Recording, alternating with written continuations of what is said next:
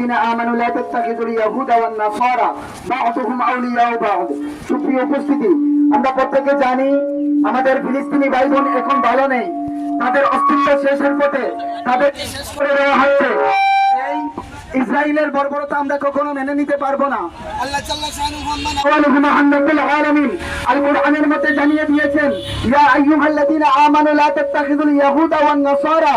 ইহুদি এবং নাসারারা আমাদের প্রকাশ্য শত্রু, এদেরকে আমরা কখনো বন্ধু হিসাবে গ্রহণ করতে পারি না।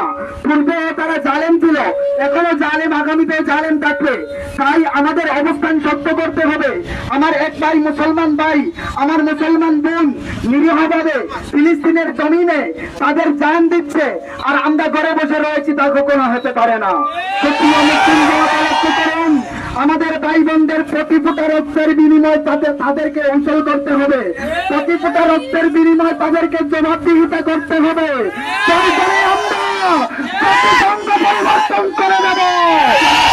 মুসলমান জাতি যদি একত্রিত হয়ে যায়, নাস্তিক মোরতাদরা, ইহুদি খ্রিস্টানরা লাশ গুটিয়ে পালাবার সময় পারে না। সত্যি উপস্থিতি, এখনই সময় হয়েছে আমরা জাগ্রত হতে হবে।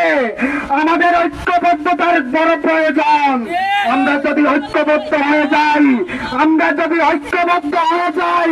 ওই নাস্তিক মোরতাদরা, ইহুদি খ্রিস্টানরা লেজ গুটিয়ে পালাবার সময় পাবে না।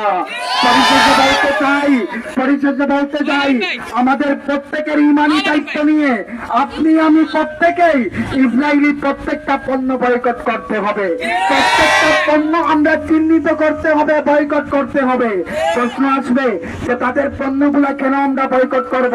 কারণ ইসরায়েলি ওই পণ্যগুলার বিনিময়ের মাধ্যমে আমার ফিলিস্তিনি ভাই বোনদেরকে হত্যা করা হচ্ছে।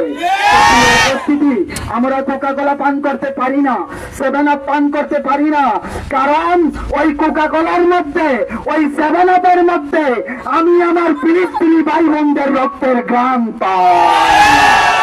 প্রিয় মুসলিম জনতা লক্ষ্য করুন, এখন সময় হয়েছে আমাদের ঐক্যবদ্ধ হওয়ার।